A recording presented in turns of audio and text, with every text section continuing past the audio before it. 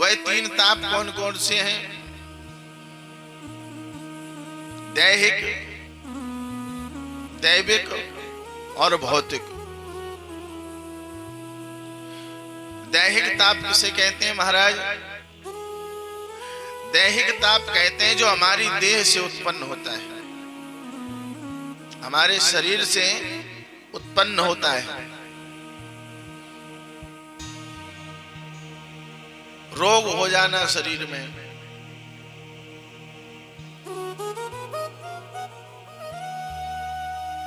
बात पित्त इत्यादि जो समस्याएं हमारे शरीर के द्वारा उत्पन्न जो ताप है, जो दुख है, उसी का नाम है दैहिक ताप। जो देह से उत्पन्न हो, भयंकर बीमारी शरीर में हो जाए, महाराज दोनों घुटने रह गए, चला नहीं जाता। आजकल महाराज है कि घुटने भी बदल जाते हैं, परंतु हर कोई घुटने भी नहीं बदलवा सकता। जो देह के द्वारा ताप है, जो देह के द्वारा कष्ट हैं, जो उत्पन्न होते हैं हमारे शरीर से, उनको दैहिक ताप कहते हैं। और भौतिक ताप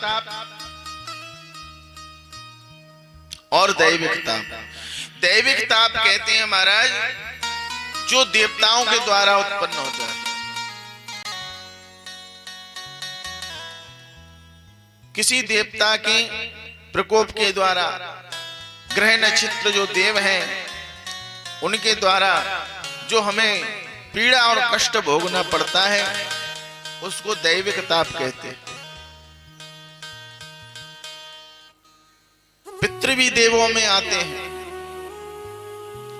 पितरों को प्रसन्न नहीं रहेंगे पितृ, वो भी पितृदोष घर में होता है महाराज, वो भी देव हैं। उनके द्वारा जब वो प्रसन्न नहीं होंगे तो हमारे घर में कलेश कलह इत्यादि होते हैं। खूब पैसा कमाते हैं महाराज, परंतु बरकत नहीं होती, घर में रुकता ही नहीं है पैसा। आए दिन घर में कलह मचा रहता है, एक दूसरे में, भाई भाई में कलह, पिता पुत्र में कलह, और सास बहू में तो महाराज वो चलता ही रहता है। घर में विवाह नहीं होते, घर में देरी से विवाह होना, घर में संतति ना होना, ये सब पितृदोष के कारण होता है। तो वो भी देव हैं।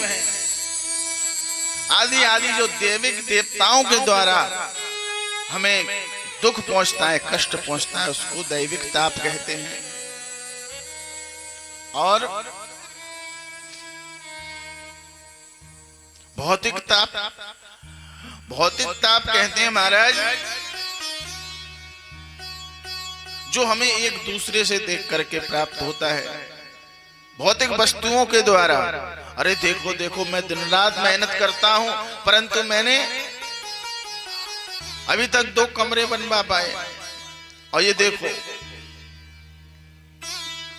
2 नंबर का काम करता है और इतना पैसा कमाता है, इसने जो है 2 मंजिल मकान बनवा दिया।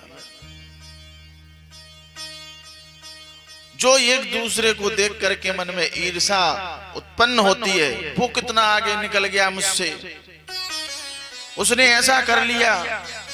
जो समाज में एक दूसरे को देख करके जो पीड़ा और जो कष्ट पहुंचता है भौतिक वस्तुओं के कारण, उसको भौतिक ताप कहते हैं। और इन तीनों प्रकार के तापों के द्वारा महाराज सभी दुखी हैं।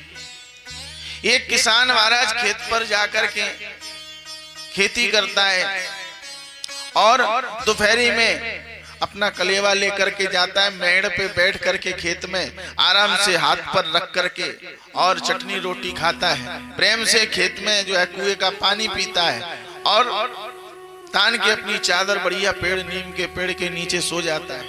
उसको परम सुख की शांति, आनंद में। और एक महाराज बड़ी बड़ी कोठियों में, महलों में रहता है, एसी में सोता है, परंतु उसको नींद नहीं आती। धन है, सब कुछ है उसके पास, परंतु उसको फिर भी नींद नहीं आ रही। और वो खेत में किसान है जिसके पास कुछ नहीं है, वो चैन से तांद पट्टा सो रहा है।